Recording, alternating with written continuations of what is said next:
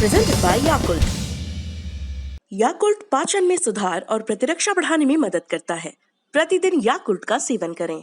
नमस्कार, मैं हूं निखिल और आप देख रहे हैं दी ललन टॉप शो। बच्चों की जब भी बात चलती है तो हम खेलने कूदने की बात करते हैं, स्कूल की बात करते हैं, उनके दोस्तों और छोटी मोटी आदतों की बात भी करते हैं।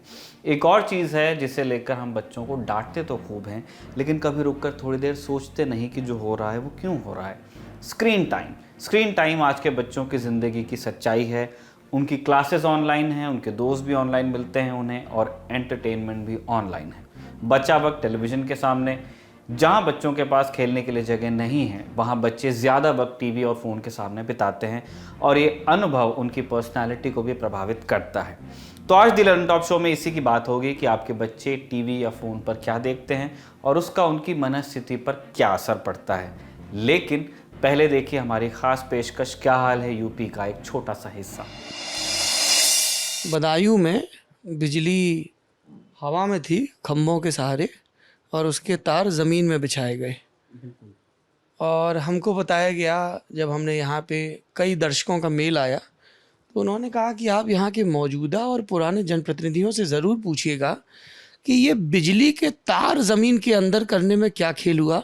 क्योंकि बदायूं की एक सबसे कॉमन न्यूज़ ये होती है कि कभी करंट की चपेट में आने से सांड मरा और कभी आदमी मरा।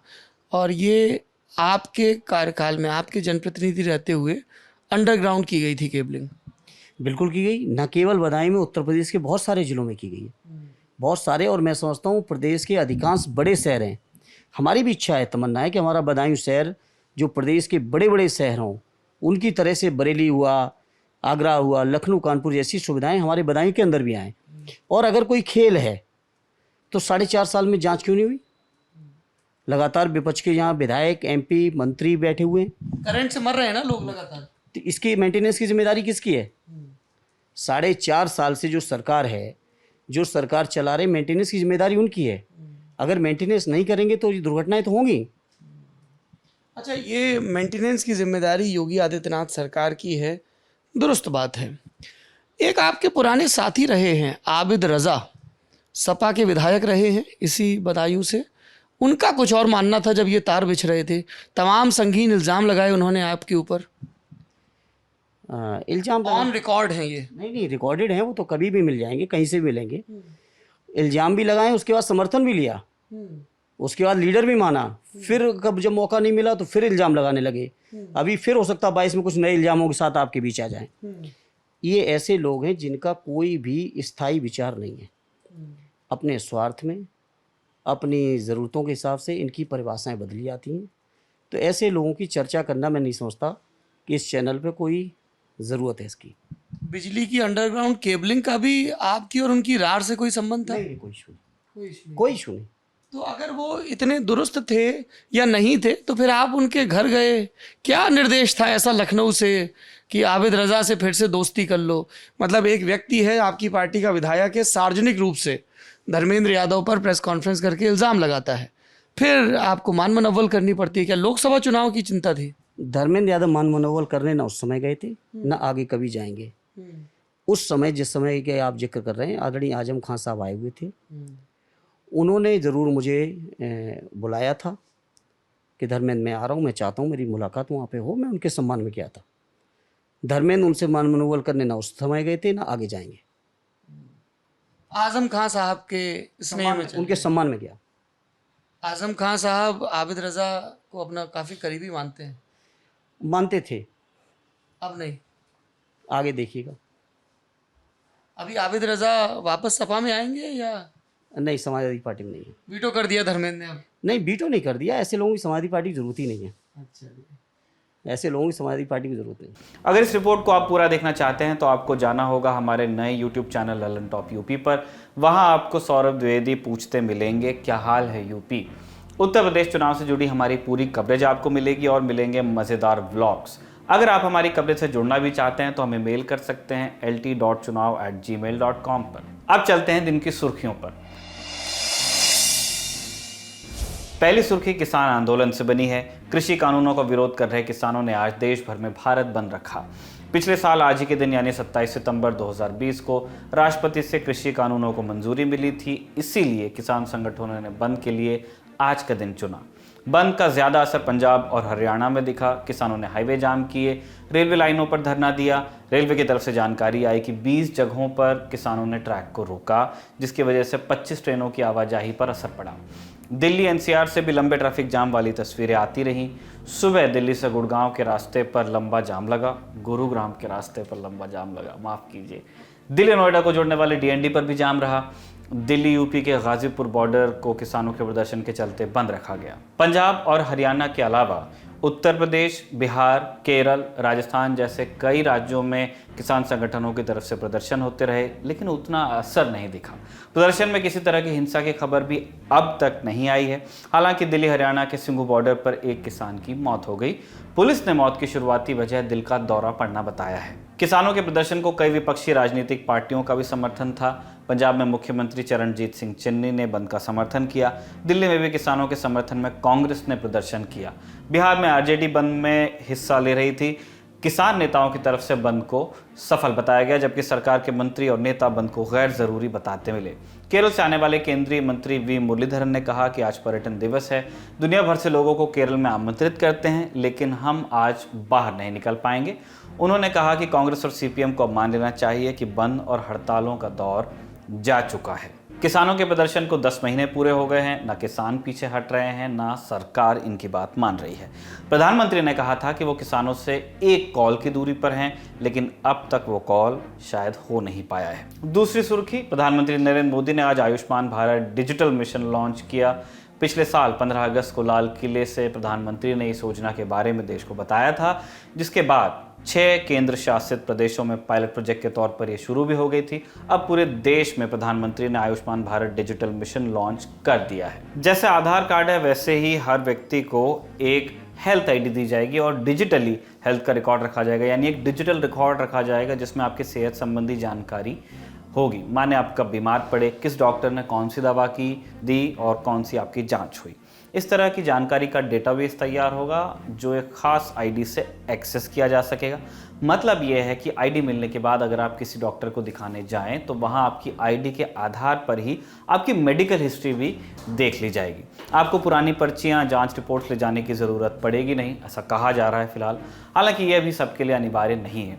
हेल्थ रिकॉर्ड तैयार करने से पहले लोगों की सहमति ली जाएगी। तीसरी सुर्खी पश्चिम बंगाल से। भवानीपुर सीट पर उपचुनाव के लिए प्रचार का आज आखिरी दिन था। पश्चिम बंगाल बीजेपी के अध्यक्ष रहे दिलीप घोष ने आज प्रेस कॉन्फ्रेंस कर चुनाव रद्द कराने की मांग की। दिलीप घोष ने आरोप लगाया कि प्रचार के दौरान टीएमसी के लोगों ने उन पर हमला किया, कार्यकर्ताओं के साथ मारपीट भी की। दिलीप घोष का कहना है कि ऐसे माहौल में निष्पक्ष चुनाव नहीं हो पाएंगे, इसीलिए चुनाव रद्द करा दिए जाने चाहिए। जवाब में टीएमसी ने कहा कि दिलीप घोष के बॉडीगार्ड ने खुद ही पिस्टल निकाल ली थी ताकि लोगों को भगाया जा सके। तो इस तरह से भवानीपुर में प्रचार खत्म हुआ, लेकिन आरोप प्रत्यारोप वाला दौर अभी भी चल रहा है। भवानीपुर सीट से तृणमूल कांग्रेस की उम्मीदवार हैं मुख्यमंत्री ममता बनर्जी। उन्हें अब विधायक होना है, इसलिए वो यहाँ से उन्होंने पर्चा भरा है।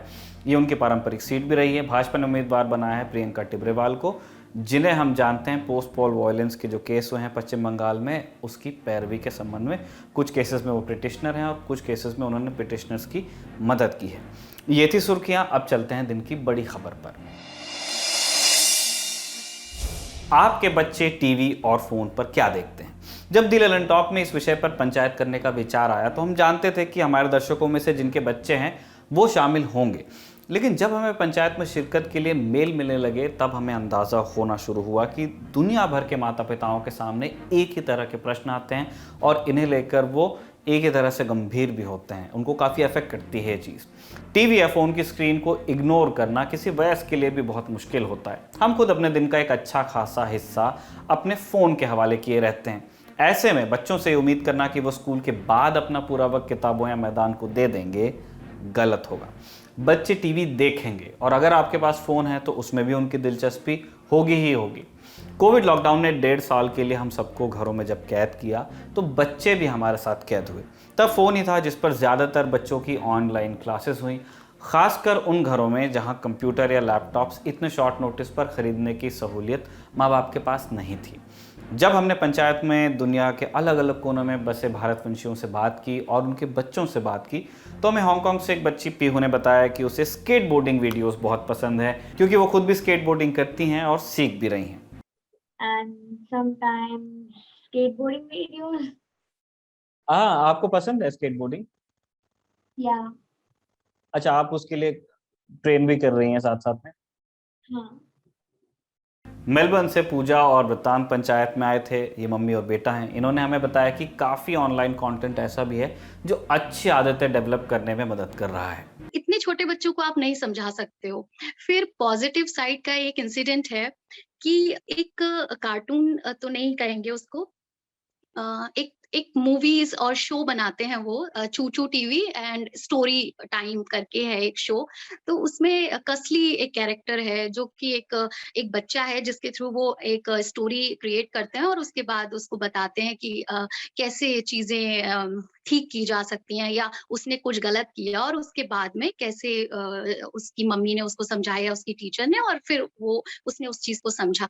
तो उसमें एक इंसिडेंट ऐसा था कि वो बच्चे जो हैं वो अपना खिलौने खेलते हैं और टाइडी अप नहीं करते हैं, तो सब कुछ ऐसे ही फैला देते हैं अपने बेडरूम में या रूम में। तो एक दिन ऐसा हुआ कि बेडरूम में बहुत सारे टॉयज बिखरे हुए थे और पता नहीं, मैंने भी ध्यान नहीं दिया, तो मैंने उसको बोला कि चलो अभी सोने का टाइम है, आप सो जाओ। तो उसने बोला नहीं, पहले मुझे टाइडी अप करना है, क्योंकि हो सकता है कि मॉन्स्टर ट्रक गुड तो मॉन्स्टर ट्रक मेरे ऊपर आ जाएगा। तो मैंने उससे पूछा नहीं ऐसा तो नहीं होता। तो उसने बोला कि नहीं मम्मा, कसली ने अपने टॉयज को टाइडी अप नहीं किया था और वो सोने गया, तो जब रात में वो सो रहा था तो ड्रीम्स में सारे मॉन्स्टर ट्रक उसके ऊपर आ रहे थे। तो उसने तुरंत जल्दी से टाइडी अप किया। तो मुझे लगा कि अच्छा, ये उसने स्टोरी से सीखा है कि हमें अपने क्लीन अप करना है अपने रूम को, अपने प्रॉपर, अदरवाइज मॉस्किटो भी हाँ। तो अभी भी बतान कंटिन्यू कर रहे हैं। तो इस तरीके से मुझे कुछ कुछ पॉजिटिव इम्पैक्ट है इन चीजों का, कि बच्चे बहुत सारी चीजें कहानियों से सीखते हैं। हमने भी बचपन में सीखा है। तो मेरे ये 2-3 ऐसे छोटे छोटे यह अनुभव कई और बच्चों और माता पिताओं का भी था। बच्चों को करिकुलर एक्टिविटीज़ के साथ साथ नई भाषाएं तक ऑनलाइन वीडियोस सिखा रहे हैं, सीरीज से सीख रहे हैं, वो कार्टून्स और टीवी प्रोग्राम से भी सीख रहे हैं। यहाँ तक जिस स्क्रीन टाइम की चर्चा हुई है उसे ज़्यादातर माता पिता अपने बच्चों के लिए सही मानते हैं। दिक्कत वहाँ से शुरू होती है जब हम ऐसे कंटेंट की बात करते हैं जिसका मकसद प्रत्यक्ष तौर पर खालिस एंटरटेनमेंट होता है। ज़्यादातर कार्टून्स और बच्चों के सीरियल इसी श्रेणी में आते हैं और इन्हीं को लेकर ज़्यादातर माता पिता चिंतित भी हमको मिले। जब बच्चों के कार्यक्रमों पर हमने रिसर्च की तो हमें उन कार्यक्रमों में कुछ पैटर्न्स देखने को मिले।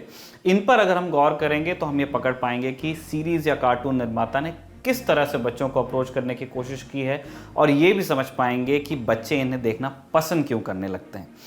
हमने बच्चों के साथ नादान और भोला शब्द को इस तरह मत दिया है कि हम उनके व्यक्तित्व की दूसरी जटिलताओं को पकड़ नहीं पाते हैं। बच्चा अपने आसपास के वातावरण में एक ज़िंदगी जीता है, मिसाल के लिए उसका घर, उसका स्कूल, और इस ज़िंदगी में उसे कई सारे इंस्ट्रक्शंस लेने होते हैं जो बड़े होते हैं उनसे। मम्मी बताती हैं कि खेलने कब जाना है, वापस कब आना है। पापा कहते हैं कि खेलने तभी जा सकते हो जब आपको होमवर्क पूरा आप कर लें। होमवर्क में क्या करना है ये एक और व्यक्ति बताता है जो स्कूल में आपका या आपकी टीचर है। इसी सब के चलते हमारी तरह हमारे बच्चों में भी एक इच्छा पैदा होती है कि एक ऐसी भी कहानी हो जिसमें वो नायक हो, वो प्रोटैगनिस्ट हो। इसलिए उन्हें वो सीरियल भी पसंद आते हैं जिनमें बच्चे नायक होते हैं या फिर कहानी उनके इर्द गिर्द घूमती है। अब ये नायक ज़रूरी नहीं कि सबसे ताकतवर हो, लेकिन वो कहानी की धुरी ज़रूर होता है। मिसाल के लिए पॉ पेट्रोल या फिर शिनचैन एक नॉर्मल बच्चे की ही कहानी लगती है। कोई सुपर पावर उसके पास नहीं है, बस एक बच्चा है जिसका घर है, उसके पास एक कुत्ता है, फैमिली है, और उसी के एडवेंचर्स आपको सीरीज़ में दिखाए जाते हैं। दूसरी चीज़ जिस पर हमारा ध्यान थोड़ा कम जाता है वो है एक बच्चे का डर। बच्चों के शरीर का आकार छोटा होता है, गली में घूमता है कुत्ता भी उन्हें बहुत बड़ी मुसीबत लग सकता है क्योंकि उसके लिए उसका साइज़ बहुत बड़ा है। अपने एनवायरनमेंट में, अपने वातावरण में बच्चों को सर्वाइव करने के लिए मानसिक रूप से काफ़ी मशक्क़त करनी पड़ती है। चाहे कोई प्रत्यक्ष खतरा न भी हो, लेकिन कई डर चुपके चुपके मन में जगह बनाते रहते हैं। डांट खाने का डर, किसी को नाराज़ कर देने का डर, चोट लगने का डर, किसी जानवर का जैसे कुत्ते का डर हो सकता है, या फिर स्कूल में बुलिंग का डर। इसीलिए वो सुपर पावर या सुपर पावर वाले किसी दोस्त की कामना करने लगते हैं और इसी चीज़ को टारगेट किया जाता है माशा एंड द बियर। एक बच्ची है जिसका दोस्त एक भालू है जो उसे हर मुसीबत से बचाता है। 50 सीरीज़ का आप नाम ले सकते हैं इसी तरह के। एक माशा एंड द बियर अकेला नहीं है।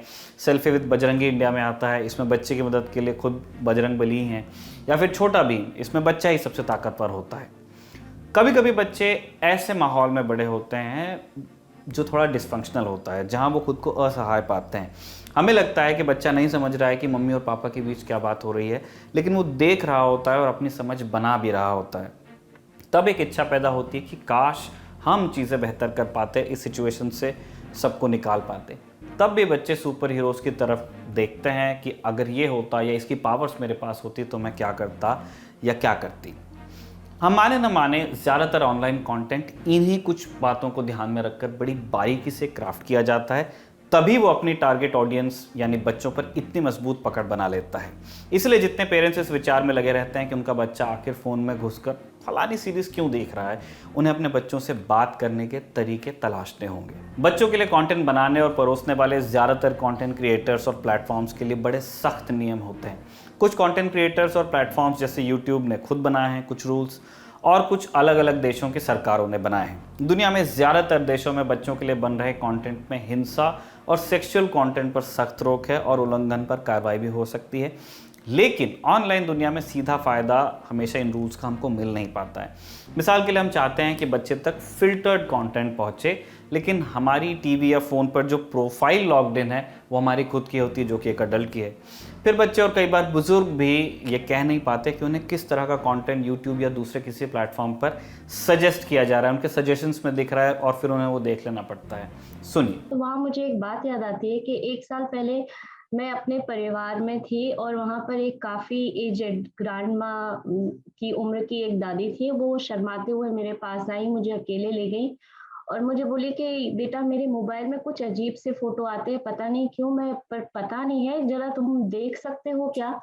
तो फिर मैंने उनके गूगल हिस्ट्री सब में जाके देखा तो उनके पास काफ़ी एडल्ट कंटेंट आ रहा था और वो किसी को बोल नहीं पा रही थी। तो मैंने उनसे पूछा कि आपका ये मोबाइल कौन एक्सेस कर रहा है? तो उन्होंने बताया कि उनकी पोती है जो 10 या 11 साल की है, केवल वो और दादी माँ ही ये मोबाइल चलाती है। तो फिर मैंने उन्हें बताया कि क्योंकि शायद कुछ फ़िल्टर नहीं है या आपने परमिशन दे रखी है या सेटिंग आपकी प्रॉपर नहीं है, तो इस वज़ह से कंटेंट आपके मोबाइल पे बार-बार आ रहा है। तो कहने की बात ये है कि स्मार्टफ़ोन यूज़ तो सब कर रहे हैं, बट जनरेशन के हिसाब से उस टेक्नोलॉजी को कैसे यूज़ करना है और बच्चों को वो किस तरीके से देना है, वो हमें लगता है बच्चों से पहले हमें बड़ों को बहुत अच्छे तरीके से आना चाहिए, क्योंकि ना चाहते हुए भी ऐसे कंटेंट उनको इतनी यंग एज में मिल रहे हैं कि उन्हें खुद भी नहीं पता कि उसको कैसे यूज़ करना है, कैसे नहीं करना है। तो हमें तकनीक के मामले में उसके इस्तेमाल में थोड़ा स्मार्ट होना होगा। बस सोशल मीडिया एल्गोरिदम के भरोसे हम नहीं रह सकते हैं। देखना होगा कि बच्चे जब फ़ोन चला रहे हैं तो किस प्रोफाइल से लॉग्ड इन है। अगर वो आपकी प्रोफाइल है तो क्या आपने अपने बच्चों के लिए उस कंटेंट को फ़िल्टर किया है खुद। बच्चों के इंटरनेट यूज़ पर ध्यान रखने का एक बढ़िया मॉडल हमें साउथ कोरिया से सुनने को मिला। यहाँ माता पिता और स्कूल दोनों नियमित समय पर इंटरनेट यूज़ की समीक्षा करते रहते हैं। यहाँ पे दक्षिण कोरिया में बहुत सारा हर जगह ही है, डिजिटल है, और चूंकि ज़्यादातर पेरेंट्स वर्किंग हैं तो बच्चों को मजबूरी में फ़ोन देना पड़ता है ताकि संपर्क में बने रहें। तो उस चक्कर में बच्चे ज़्यादातर फ़ोन, ऑब्वियस है जिस विषय पे हम चर्चा कर रहे हैं, तो ये स्कूल भी मॉनिटर करता है, पेरेंट्स भी मॉनिटर करते हैं, और जो स्कूल की बॉडी है वो भी मॉनिटर करते हैं कि बच्चा आपका कितने घंटे इंटरनेट यूज़ करता है। ये सर्वे आता है लगभग हर 3 महीने में एक बार तो आता है स्कूल की तरफ से। तो उसमें ये लाइब्रेरी से एक किताब लेकर आई थी, उस किताब में सर्वे था। तो उसमें सर्वे में ये था कि उसी का इन्होंने जिक्र किया कि एक क्वेश्चन ये था कि आप कितने घंटे देखते हैं, या फिर आपके ऑनलाइन फ्रेंड्स ज़्यादा हैं ऑफलाइन फ्रेंड्स की तुलना में, या आपको घर के लोग अच्छे नहीं लगते हैं, बाहर के लोग ही अच्छे लगते हैं। ये सब इस तरह के सवाल थे। तो अगर 8 सवालों पे आपने टिक कर दिया तो आप डॉक्टर से मिलिए, इस तरह से उसमें प्रेस्क्रिप्शन था। तो उसी का इन्होंने जिक्र किया। जुलाई 2020 में भारत के शिक्षा मंत्रालय ने बच्चों की डिजिटल पढ़ाई को लेकर गाइडलाइंस जारी की गई। इससे कहा गया प्रज्ञाता डिजिटल पढ़ाई के शारीरिक और मानसिक असर को देखते हुए ये गाइडलाइंस आई थी।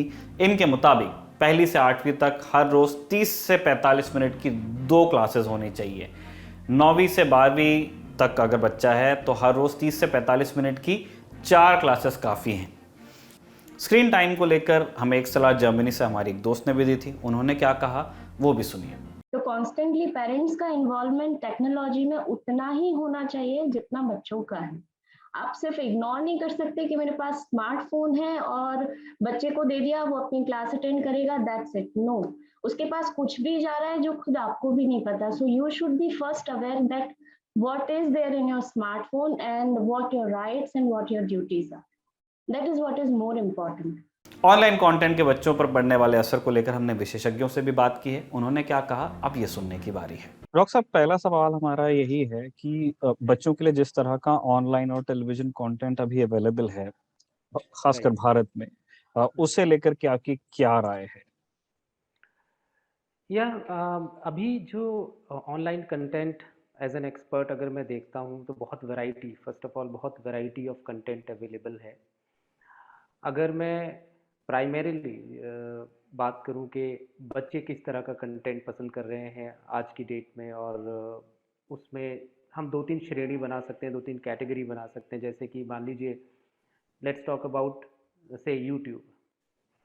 तो यूट्यूब पे बहुत सारा कंटेंट अवेलेबल है जो कि आपकी फिंगर टिप्स पे अवेलेबल है। बच्चों को सर्च मार के या वॉइस कमांड से बहुत ईजिली, और उसमें लेट्स से एक तरफ है अवेलेबल बिल्कुल बिजार कंटेंट।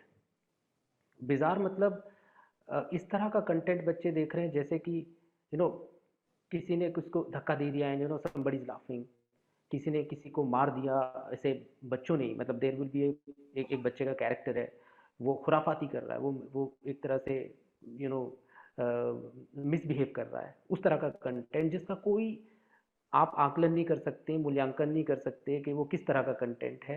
आपको सिर्फ ये पता चलेगा कि ये बिजार है, बच्चे एक्साइटेड हो रहे हैं उसे देख के। दूसरी तरफ अगर जाएं तो बच्चे जैसे जैसे एज बढ़ रही है तो बच्चों के हिसाब से कार्टून सीरीज बहुत तरह की अवेलेबल हैं। अगर if I make a wild guess, हमारे टाइम पे अगर बात करें कार्टून की तो कुछ गिने चुने कार्टून होते थे। अभी बहुत वैरायटी ऑफ कंटेंट है। ऐसे कार्टून सीरीज हैं जिसमें ऑलमोस्ट एडल्ट टाइप कंटेंट है। ऑलमोस्ट जो बातें हैं कैरेक्टर्स की, जो हाव भाव हैं, जो व्यवहार है, जो कपड़े पहने हुए, वो बहुत एडल्ट कंटेंट जैसा दिखाई देता है। दूसरी तरफ फिर हमारा जो कंटेंट है वो आता है प्रॉब्लमैटिक में, एग्रेशन या वायलेंट, जो कि एडोलेसेंट एक्सेस कर सकते हैं ईजिली। और उसमें आप देखेंगे कि कार्टून भी हैं अवेलेबल। कुछ ऐसे जो हैं वीडियोस चैनल्स भी हैं, यूट्यूब चैनल हैं जो कि वीडियो गेम को जो कुछ वायलेंट वीडियो गेम्स को स्ट्रीम करते हैं ऑनलाइन या रिकॉर्डेड। तो इस तरह का कंटेंट है। फिर है मूवीज से रिलेटेड कंटेंट है, और इसी सब में एक्सप्लिसिट कंटेंट भी यूट्यूब पे अवेलेबल है, चाहे वो सेक्सुअली एक्सप्लिसिट बोले या एज इनअप्रोप्रिएट कंटेंट बोले। और इसमें एक और है जो बिल्कुल एक्सट्रीम पे चले जाते हैं, जिसमें कि जैसे हम बोलते हैं कि सुसाइडल कंटेंट। तो ये सारे प्रॉब्लमैटिक कंटेंट मैंने आपको बता दिए। अपार्ट फ्रॉम येस, यूट्यूब पे बहुत सारे जो हैं अवेलेबल हैं, बट हमें पता है कि बच्चे सेल्डमली उस तरफ जाते हैं जहाँ पर लेक्चर्स हों, जहाँ पर कुछ पॉजिटिव कंटेंट हो, उसमें बहुत कम बच्चे उस तरफ जाते हैं। ये सारे प्रॉब्लमैटिक कंटेंट अवेलेबल हैं अगर यूट्यूब की बात करें। अगर बात करें हम OTT प्लेटफॉर्म्स की, तो आप जानते हैं कि बिल्कुल एक्सप्लिसिट कंटेंट वहाँ पर अवेलेबल है बच्चों के लिए। वायलेंट कंटेंट अवेलेबल है। आप नेटफ्लिक्स की बात करें, आप प्राइम की बात करें, बहुत कम वहाँ पर रेगुलेशन है आज की डेट में भी। और अगर टीवी की बात करें, टीवी फिर भी आज की डेट में अगर हम देखें, टीवी तो हाईली रेगुलराइज्ड हो चुका है। 9 PM से लेके 10 PM तक कोई ऐसा कंटेंट आपको नहीं मिलेगा। इनफैक्ट ज़्यादातर कंट्रीज़ ने जो है टीवी कंटेंट पे काफ़ी कुछ कंट्रोल कर लिया है। लेकिन YouTube and OTT platforms still there is a lot of बहुत सारा ऐसा कंटेंट है जो प्रॉब्लमैटिक है, छोटे बच्चों से लेके एडोलेसेंट तक, यानी कि 18, 19, 20 साल के बच्चों तक। सर, जिस तरह के कंटेंट की आप बात कर रहे हैं, चाहे OTT हो, चाहे सोशल मीडिया पे हो, चाहे टेलीविजन पे हो, वो बच्चे को किन लेवल्स पे अफेक्ट करता है? मतलब कुछ तो बहुत ऑब्वियस चीजें होती हैं, जैसे हम देखते हैं कि बच्चे वो बात करने का तरीका, बिहेव करने का तरीका कॉपी करने लगते हैं क्योंकि वो देखते हैं प्रोटैगनिस्ट को उस तरह की चीजें करने को। इससे इतर उसकी साइकी पे, उसके मन पे क्या असर पड़ता है जब ये चीजें वो देखता है? देखिए, ये बात आपने सही बोली कि ऑब्वियसली जो ऑब्वियस चीज़ें हमें देखने को मिलती हैं, और काफ़ी सारे पेरेंट्स के लिए वो न्यूसेंस नहीं है। जैसे कि एक बच्चा एक अमेरिकन लैंग्वेज में, एक्सेंट में बात करने लगा, एक 3 साल का बच्चा मान लीजिए वो फ्रूट्स के वेजिटेबल्स को पहचान रहा है लेकिन अमेरिकन एक्सेंट यूज़ कर रहा है, या एक 5 साल का बच्चा जो है वो एक एक बच्चे को देखकर कुछ हाव-भाव कर रहा है, इस तरह के जैसे जंप कर रहा है सोफ़े से कि बोल के कि मैं उस बच्चे की तरह कर रहा हूँ, या कार्टून कैरेक्टर्स को पोर्ट्रे कर रहा है। पेरेंट्स न्यूसेंस नहीं मानते, मानते हैं कि ये सिर्फ नकल कर रहा है, यानी व्यवहारिक तौर पर कुछ ना कुछ हो रहा है।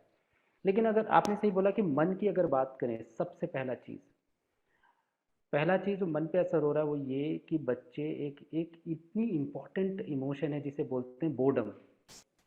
हम लोग बोर होने की जो एक एक इमोशन है उसको टॉलरेट करना जो जो होता है बिल्कुल नहीं कर पाते। जैसे ही बच्चों को लगा कि वो बोर हो रहे हैं, they suddenly start watching these content, और ये सबसे बड़ा खराब असर है।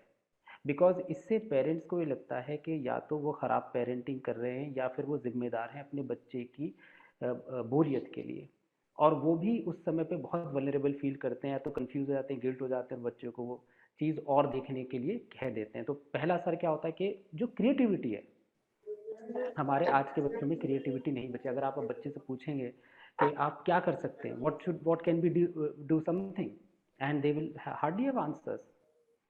देन जो दूसरा जो मन के ऊपर, शख्सियत के ऊपर जो इसका असर हो, वह है हमारी जो सोशल जो कम्युनिकेशन स्किल्स हैं, सोशल स्किल्स हैं, दूसरे से मेल जोल हाव दोस्ती बनाने के ऊपर। यानी कि एक हमारे जो पहले होता था कि मुझे दोस्ती बनानी ज़रूरी है, अब मेरा गैजेट से एक रिलेशनशिप हो गया है, मुझे दोस्त बनाने की इतनी ज़रूरत नहीं पड़ रही है।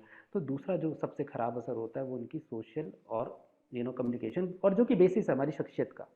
हम लोगों से मेल जोल करके ही शख्सियत डेवलप होती है 15-16 साल तक, और यही ईयर्स में अगर 5-6 साल से लेके और 9-10 साल तक अगर वो गैजेट्स को या कंटेंट को ज़्यादा देखने लगते हैं तो ये। तीसरा चीज़ है, ये देखा जाता है आज की डेट में कि जो there is a direct relation है बच्चों के सेक्सुअल व्यवहार का और ऑनलाइन कंटेंट का। यानी कि उनके सेक्सुअल रोल्स के बारे में, जेंडर के बारे में जो विश्वास बन रहे हैं, जो मत बन रहे हैं, जो इन्फॉर्मेशन उनके पास है, वो कंटेंट से इन्फ्लुएंस्ड है। तो ये, और ये जो हम देख रहे हैं सोसाइटी में कि या तो पहले स्टीरियोटाइप्स को हम भगाने के लिए कितना हमने सोशल स्ट्रगल किया, वो वापस अब दोबारा से आ रहा है, क्योंकि कंटेंट में एक कैरेक्टर के माध्यम से वो डाला जा रहा है, एक स्टोरी के थ्रू दिखाया जा रहा है, लेकिन बच्चों को ये प्रोसेस नहीं कर पा रहे हैं कि ये सिर्फ एक वर्चुअल दुनिया है। जो तो ये तीसरा जो है। इसके अलावा अगर हम और फैक्टर्स की बात करें तो वायलेंट जो है बच्चों के अंदर प्रवृत्ति में ज़्यादा दिखाई दे रहा है। यानी कि अगर एक छोटे सर्वे की बात करें तो लगभग 13 से 14% बच्चों ने ये माना कि उन्होंने जो जो लड़ाई की है, जो मारपीट की है, उसके पीछे उनका जो मोटिवेशन था वो कंटेंट से आया था। राइट। सो ये मेजर जो हम लोग देख रहे हैं बच्चों के। फिर इसके अलावा अगर आप देखें तो मन, ये तो नॉर्मल चेंजेस बता रहा हूँ, इसके अलावा जो हम एनजाइटी, डिप्रेशन बच्चों के अंदर, 9-9 साल के बच्चों के अंदर देख रहे हैं, चाहे वो वीडियो गेम को ज़्यादा यूज़ करने से आ जाए, चाहे वो ऑनलाइन कंटेंट को ज़्यादा देखकर और फिर बोर हो जाए, फिर कुछ और ना मिले, they are getting depressed because of that. So मुझे लगता है कि ऑनलाइन कंटेंट का अब आज की डेट में हमारे पास पूरा एविडेंस है कि उसका असर पर्सनैलिटी पर, बच्चों के मन पर, उनके मूड पर, उनके सोशल स्किल्स पर और ओवरऑल उनकी बोर्डम सहने की काबिलियत पर डायरेक्ट पड़ रहा है। सर, एक अंतिम प्रश्न जो हम करना चाहते हैं कि जो पेरेंट्स इस बातचीत को देख रहे हैं, सुन रहे हैं, जी। उन्हें कब ये लगना चाहिए कि उनके बच्चे को मदद की ज़रूरत है, या तो पेरेंट्स के ही लेवल पे, घर में ही, या फिर प्रोफेशनल हेल्प? कौन से वो ट्रेट्स होंगे बच्चे की पर्सनैलिटी में जिस पर पेरेंट्स ये आइडेंटिफाई कर पाएंगे कि now this child needs help?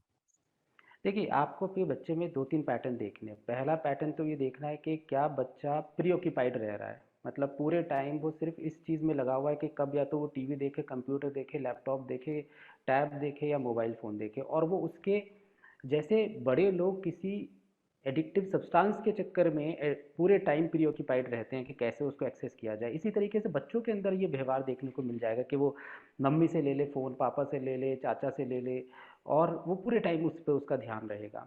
दूसरा चीज़ कि हायर एंड हायर डोजेज़, यानी कि पहले जब वो देखता था 1 घंटे उसको अलाउड था, वो देखता था, अब उसमें खुशी नहीं मिल रही, अब वो 1.5 घंटे कर दिया, वो 2 घंटे कर दिया, वो 3 घंटे कर दिया। तीसरा, जब अपने किसी दूसरे एक्सपेंस पे, यानी कि दूसरी चीज़ों को दरकिनार करके वो कंटेंट को यूज़ कर रहा है, जैसे कि भाई होमवर्क पूरा नहीं है लेकिन वो टीवी पे बैठा हुआ है, वो दोस्तों से मिलने नहीं जा रहा है, साइकिलिंग करने नहीं जा रहा है, लेकिन टैब पे बैठा हुआ है। ये तीसरा, अगर ये पैटर्न आप देखते हैं। चौथा, चिड़चिड़ापन, एक मूड में ये देखा जा रहा है आजकल बच्चों में, जो ज़्यादा कर रहे हैं इसको, तो उनके अंदर चिड़चिड़ापन, बिना बात के बौखलाहट, बिना बात के गुस्सा, जो पेरेंट्स को कंफ्यूज कर रहा है और गिल्ट में डाल रहा है। और पेरेंट्स क्या कर रहे हैं, और ऑफर कर रहे हैं उनको वो चीज़ें, वो क्या बोल रहे हैं, अच्छा ये इसलिए शायद गुस्सा और चिड़चिड़ा हो रहा है क्योंकि इसके दोस्त के पास गैजेट है जो उसके पास नहीं है, तो चलो इसको भी PS5 दिलवा देते हैं, इसको भी जो है एक्सेस दे देते हैं नेटफ्लिक्स की, ताकि अपने हिसाब से देख सके। तो ये 3-4 पैटर्न है। अकेलेपन रहना एक और पैटर्न जो बहुत देखा जाता है बच्चों में, जब जो डर क्रिएट करता है हमारे मन में, वो है अपने आप में रहना, अलग थलग रहना, फैमिली के साथ समय बिताने का मन बिल्कुल खत्म हो जाना। अगर ये पैटर्न हम देखते हैं, आई थिंक कि ये बहुत ही अलार्मिंग है आज की डेट में। चाहे दिखने में लगे कि ये तो नॉन न्यूसेंस बात कह रहे हैं, इससे क्या फ़र्क पड़ रहा है, बच्चे तो ऐसे ही होते हैं। खासकर माँ बाप सोचते हैं जो 13, 14, 15 साल के बच्चों में तो नॉर्मल डेवलपमेंट है। वो पहले भी होता था कि बच्चे थोड़ा अलूफ रहते थे, लेकिन वो अपना समय देखिए किस चीज़ में यूज़ करते थे। वो पहले दोस्ती कर रहे हैं, जो है वो घूमने फिरने जा रहे हैं, वो खेल कूद में ज़्यादा समय बिताने की कोशिश करने, और उससे भी कॉन्फ्लिक्ट क्रिएट होते थे। लेकिन हमें ये पता था कि इनके लॉन्ग टर्म साइड इफेक्ट्स इतने नहीं हैं जितने कि कंटेंट से या गैजेट से हैं। मैम, जो कंटेंट हम हमारे बच्चे आजकल देख रहे हैं, स्पेशली हम डिजिटल कंटेंट की बात कर रहे हैं जो ओटीटी और सोशल मीडिया पर है, उनको लेकर के बहुत सारे पेरेंट्स की शिकायत थी कि बहुत मुश्किल होती है उन्हें ये मेक आउट करने में कि किस तरह का content is fit for children और क्या उन्हें देखना चाहिए, क्योंकि कई बार उनके लिए इस तरह के सरप्राइज वेट कर रहे होते हैं जब वो फोन की हिस्ट्री चेक करते हैं। तो आप वैसे पेरेंट्स को क्या एडवाइस करेंगे कि वो कैसे फिल्टर करें कंटेंट? देखिए सर, मैं एक चीज बताती हूँ आपको। अमेरिकन एसोसिएशन ऑफ पीडियाट्रिक्स ने सर्टेन गाइडलाइंस दी हैं, right, for screen time. Parents को उस गाइडलाइंस के बारे में एजुकेट होना बहुत जरूरी है। They clearly said that babies up to 18 month, जो हम टॉडलर एज कहते हैं, उन लोगों को स्क्रीन टाइम की कोई जरूरत नहीं, उन्हें नहीं देना चाहिए except video check with the friends and families. लेकिन हम लोग क्या कर रहे हैं, 18 मंथ तो जो 7 मंथ के बच्चे को भी आराम से दिखा रहे हैं। So we have to stop कि हाँ 18 महीने से पहले तो उनको स्क्रीन टाइम या कुछ भी विजुअल एकदम बैंड होना चाहिए।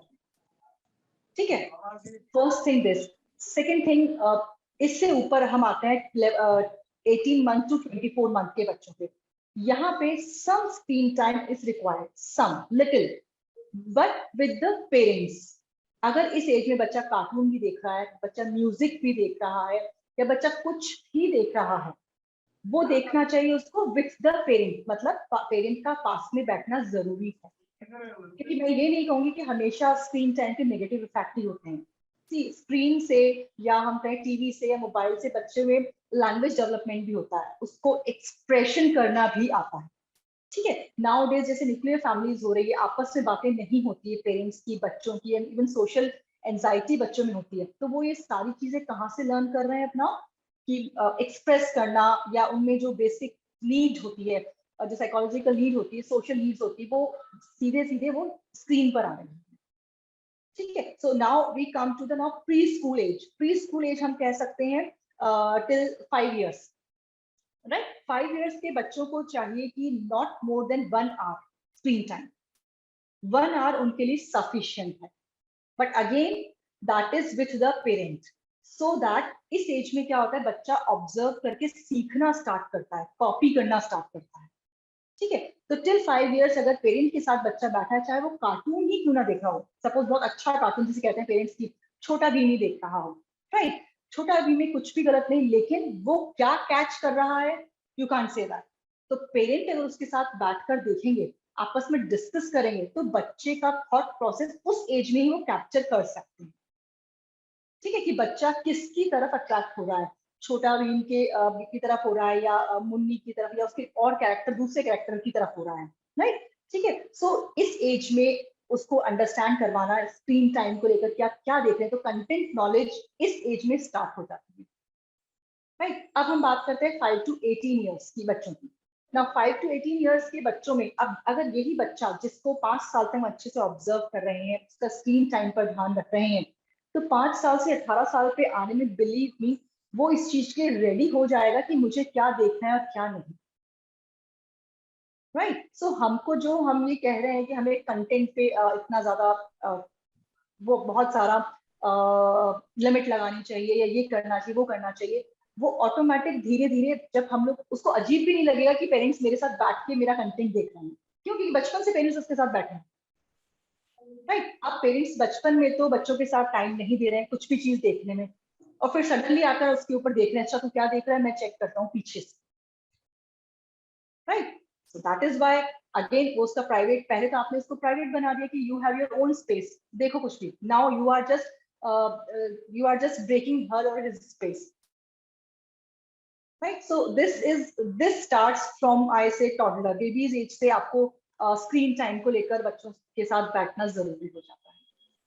एक आखिरी सवाल हमारा ये था कि कुछ पेरेंट्स ऐसे हैं जिन्होंने ये एंजाइटी शेयर की कि अब उनके बच्चों को एक सर्टेन टाइप ऑफ कंटेंट की आदत लग गई है, चाहे पेरेंट्स की ओपिनियन उस बारे में जो भी हो, अच्छी हो खराब हो, और जब पेरेंट्स को ऐसा लगता है कि अब नहीं देखने देना है, या वो फोन वापस लेते हैं या फिर वो उसका स्क्रीन टाइम कट करते हैं, तब बच्चे मतलब मायूस हो जाते हैं, काफी उदास हो जाते हैं, और फिर पेरेंट्स को समझ में नहीं आता है कि अब क्या करें, मतलब हमने इसको नाराज मायूस कर। नहीं होते हैं सर, मायूस नहीं होते, उनमें फ्रस्ट्रेशन लेवल आ जाता है, एग्रेशन लेवल आ जाता है। तो अब वैसे पेरेंट्स को आप क्या सलाह देना चाहेंगे? देखिए सर क्या होता है, इसको आप एक एग्जांपल से समझिए। एक किसी अडल्ट में भी कोई एडिक्शन होता है, हम अगर स्मोकिंग एडिक्शन की बात करते हैं, तो एडिक्शन होने के बाद जब उसको रिहैब में लेकर जाया जाता है, तो एकदम से स्मोकिंग छुड़ाने से पहले हम उसको निकोटिन पे लेकर आते हैं। राइट। यानी कि हम कुछ लेने से पहले उसको कुछ दे भी रहे हैं, फिर धीरे धीरे कम कर रहे हैं। यहाँ पर पेरेंट्स जैसे ही उसके लिए बैन करते हैं, तो बैन तो कर दिया, but what now you have given to them, उसका रिप्लेसमेंट आपने किससे कराया है? Right. So that is why अगर आप बच्चे को किसी कंटेंट से या किसी चीज से बिल्कुल बैन कर रहे हैं, तो आपको उसका रिप्लेसमेंट देना होगा। रिप्लेसमेंट मतलब उसको आपको थोड़ा सा बाहर लेकर आना होगा, या आपको उसको खुद की कंपनी देनी होगी। ठीक है। अब ये वही चीज है कि एज पर डिपेंड करता है कि किस एज के बच्चों के साथ किस तरह से बिहेव किया जाना चाहिए, उसको क्या जरूरत है, क्योंकि ये कंटेंट और सोशल मीडिया की रिक्वायरमेंट आज होने लगी है। बच्चे तो पहले से वैसे ही है जैसे आज थे।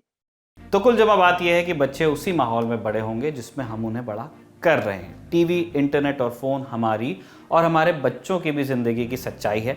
ज़रूरत है इनसे लड़ने की जगह इन्हें समझने की, सही विकल्प चुनने की। बस थोड़ा सा ध्यान लगाने पर आप देखेंगे कि मासूम में सूर्य ने डीके से कितनी खूबसूरत बात कही थी। अपने बेटे को जवान होते देखकर जो मज़ा आता है वो अपनी जवानी में भी नहीं आता था। अब इस मामले पर कू की राय का वक्त है। इस सेगमेंट में हम सोशल मीडिया पर लोगों से उनकी राय या किसी पोल के जरिए उनका रुझान जुटाने की कोशिश करते हैं। आज का सवाल था, टीवी इंटरनेट से बच्चों पर गलत असर पड़ रहा है क्या? Question mark. हाँ और ना कहने वालों लोगों का प्रतिशत आपको स्क्रीन पर दिख रहा है। अगर आप भी कूपर हमारे पोल्स का हिस्सा बनना चाहते हैं तो कूपर दी ललन टॉप को फॉलो करें। पोल के नतीजे हम दी ललन टॉप शो में इसी तरह दिखाते रहेंगे। हम कूपर आपसे अलग अलग मुद्दों पर आपकी राय भी मांगते रहेंगे। अपनी राय आप हमें कमेंट बॉक्स या #LTShowOnCoo के साथ कू करके बता सकते हैं। हम उसे भी दी ललन टॉप शो में शामिल करेंगे। आज के लिए बस इतना ही। कल आपसे फिर मुलाकात होगी, तब तक के लिए नमस्ते। देखते रहिए दी ललन टॉप।